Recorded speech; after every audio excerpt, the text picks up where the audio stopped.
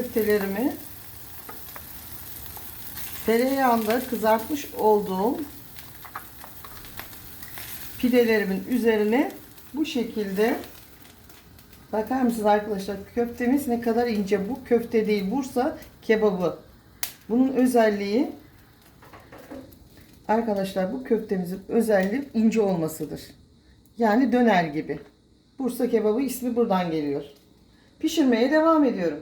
Merhaba arkadaşlar, Servin'in mutfağına hoş geldiniz. Bugün sizlere Bursa pideli kebabını yapıyorum. Bursa pideli kebap salonunu evinize getirdim. Hiç Bursa'ya gitmenize gerek yok. Ustasından aldığım tarifimi tüm püf noktalarıyla sizlere anlatıyorum. 600 gram kaburgadan dana kıymam var. İçine de 100 gram kuzu çektirdim, kuzu eti. Karıştırdım. İkisini birlikte çektirdim. Bir tatlı kaşığı tuzum var. Bir çay kaşığı da karabiberim var. Baharat olarak başka baharat koymuyoruz. Çünkü Bursa pideli kebap döner tadında olan bir tariftir. O yüzden başka baharata gerek yok. İçerisine bir büyük kuru soğanı rendeledim. Suyunu kullanmıyoruz. Posasını çıkarıyorum. Bu şekilde. Kebap tadında olması için köftemiz incecik olacak. Yumuşak olması için 1 yemek kaşığı yoğurt koyuyorum. Yine yumuşacık olması için 1 yemek kaşığı da zeytinyağı ilave ediyorum. Hepsini güzelce arkadaşlar birbirine geçire kadar soğanı, yoğurdu, baharatı bir 5 dakika güzelce yoğuruyorum.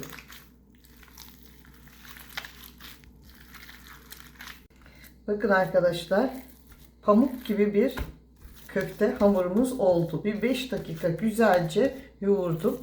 Kıvam bu.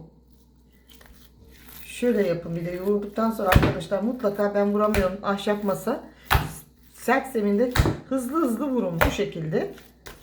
Şimdi üzerine streç filmi örtüyorum arkadaşlar. Buzdolabında 1 saat, eğer vaktiniz varsa bu şekilde bir gece beklerse köfteniz şahane olur. Benim vaktim yok. 1 saat sonra şekil vereceğim. Köftem 1 saat dinlendi. Şimdi şekil vereceğiz arkadaşlar. Bursa pideli köftenin sırrı arkadaşlar, köftemiz çok ince olacak arkadaşlar. Bakınız. İnceliği size göstereceğim. Şu incelikte olacak. Yani yaprak döner gibi. Zaten pişince köftemiz biraz kalınlaşacak. Bu şekilde köftelerimizi hazırlıyoruz. Ben biraz büyük hazırladım. Daha da küçük hazırlayabilirsiniz. İçine ekmek, karbonat koymadım dikkat ederseniz. Çünkü bu köftede ekmek konmaz, baharat konmaz. Sadece etin lezzetini alacaksınız yerken. Pideli köfte. Aslında pideli köfte arkadaşlar şey oluyor. Döner mantığıyla aynı. Fakat bu köfte versiyonu. Ama tabii ki Bursa'nın tarihi yemeği. Ben Bursa'da yemiştim bunu arkadaşlar. Çok sevmiştim. Tabii Bursa'da yediğim İskender veya pideli kebabı nerede yaparsanız yapın, şehrin özelliğine göre lezzet değişiyor. Şu şekilde kağıt inceliğinde hazırlıyoruz. Şimdi bu şekilde de bir tepside de arkadaşlar kolaylıkla inceltebilirsiniz köftenizi. Bakınız. Şimdi bu köfte büyük gibi gelebilir arkadaşlar. Pişince ince olduğu için küçülecek. Bu şekilde. Bakın çok kolay oluyor. Daha sonra bunu alıyoruz. Buyurun bu şekilde. Şu şekilde alıp koyuyoruz. Ben şimdi tabii bunu 2 saat dolapta dinlendireceğim arkadaşlar. Bunun soğuması gerekiyor ki bu ince köfteler dağılmadan ocakta pişebilsin. Mutlaka etin soğuması gerekiyor. Pideli kebabımızın köftelerini hazırladım. Şimdi en az 2 saat arkadaşlar, gerekirse bir gece dolapta bu şekilde üzeri kapalı, hava almayacak bir şekilde bekleyecek. Çok ince olduğu için mutlaka soğuması gerekiyor. Pideli kebabımızın pidesini hazırlayacağız arkadaşlar. Şöyle göstereyim. Küçük küçük olacak. Ben büyüklüğünü size göstereyim. Şu şekilde. Bu büyüklükte pidelerimizi hazırlıyoruz. 1 yemek kaşığı tereyağımı eritiyorum. Tereyağımı erittim. Ocağımın altını kapatıyorum. Pideleri dilerseniz bu tereyağında ocakta yavaş yavaş ısıtıp kavurabilirsiniz. Fakat ben sizlere kolay yöntemini gösteriyorum. Şu şekilde arkadaşlar, şöyle yapıyorsunuz. Hem fazla da tereyağı gitmemiş oluyor. 150 derece fansız fırında şöyle tereyağla birlikte ekmeklerimi kızartıyorum. Çünkü bu kebap olacak arkadaşlar. Bu püf noktası çok önemli. Bu şekilde yağlıyorum. Şöyle 50 gram bir tereyağını yine aynı tavada eritmeye başlıyorum. Şimdi sosunu hazırlıyoruz. Bu sos 2 türlü oluyor arkadaşlar. Dilerseniz içine bu tereyağın 1,5 yemek kaşığı domates salçasını kavurarak içine su koyarak sos hazırlayabilirsiniz. Fakat ben bugün yaz olduğu için salçayla değil de domates sosuyla yapmak istiyorum. Domates sosumu videosu kış hazırlıkları bölümünde bulabilirsiniz. Ağustos ayının domatesi bu. Bunun rengi muhteşem olduğu için ve de lezzet salçadan çok çok daha güzel olduğu için ben bugün bunu kullanıyorum.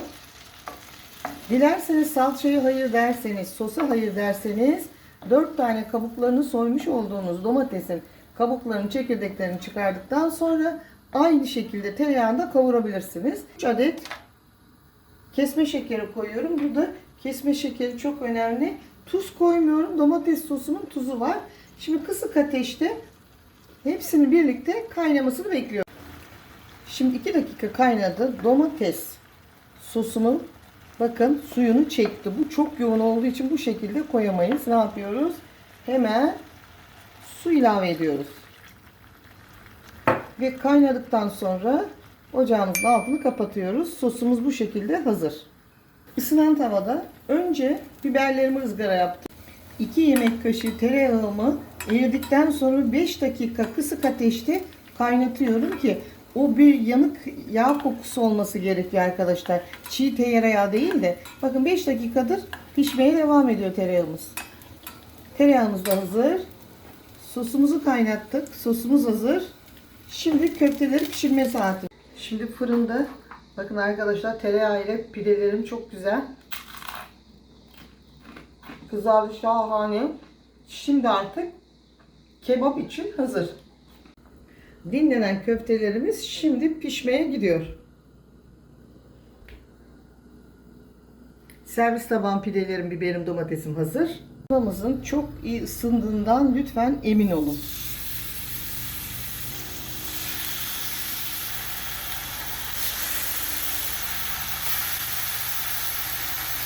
Bakın arkadaşlar, köftelerimiz yağlı olduğu için nasıl inceliyor, küçülüyor. Bakın ilk koyduğum, ikinci arada ne kadar fark var.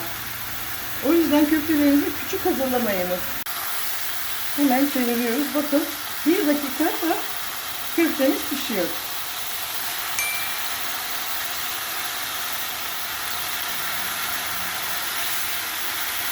Sulu sulu. Bursa kebaba gel, Bursa kebaba gel arkadaşlar. Bu kebap çok güzel. Hemen çeviriyoruz diğer yönünü. Bakınız. O kadar ince olduğu için köftelerimiz o kadar çabuk pişiyor ki arkadaşlar. Bakar mısınız şu güzelliğe?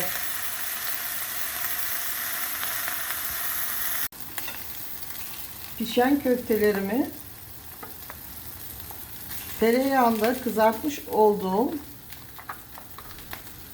pidelerimin üzerine bu şekilde, bakar mısınız arkadaşlar, köftemiz ne kadar ince. Bu köfte değil, Bursa kebabı. Bunun özelliği arkadaşlar, bu köftemizin özelliği ince olmasıdır. Yani döner gibi. Bursa kebabı ismi buradan geliyor. Pişirmeye devam ediyorum.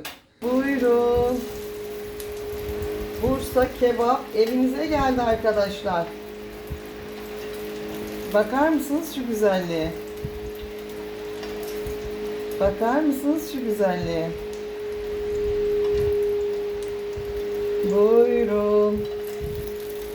Deneyecek olan herkese afiyet olsun. Lütfen Selvi'nin mutfağına abone olmayı, beğenmeyi, yorum yazmayı. Bundan sonraki tariflerimden haberdar olmak için lütfen zil tuşuna basınız. Şimdi üzerine domates sosumuzu ilave edeceğiz. Sosumuzu ilave ediyoruz. Sıcak olursa çok iyi olur çünkü tereyağlı. Bu şekilde domates sosumuz, aynı zamanda pidelerimiz de ıslansın. Buyurun. Bursa kebap evinize geldi. Deneyecek olan herkese afiyet olsun. Şimdi yapmış olduğumuz tereyağımızı ilave ediyoruz. Olmazsa olmazı Bursa kebap şu anda hazır arkadaşlar. Deneyecek olan herkese afiyet olsun. Lütfen Selvi'nin mutfağına abone olmayı, beğenmeyi, yorum yazmayı. Bundan sonraki tariflerimden haberdar olmak için lütfen zil tuşuna basınız. Arkadaşlar bakar mısınız? Bursa pideli kebabımın köftesi ne kadar ince. Bu şekilde ince olması gerekiyor. Döner gibi.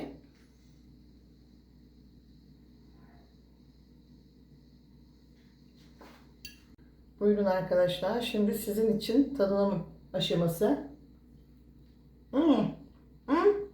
Bakar mısınız arkadaşlar? Ne kadar ince olmuş. Muhteşem. Bu tarifi mutlaka deneyin arkadaşlar. Kebapçı evde gibi aynı.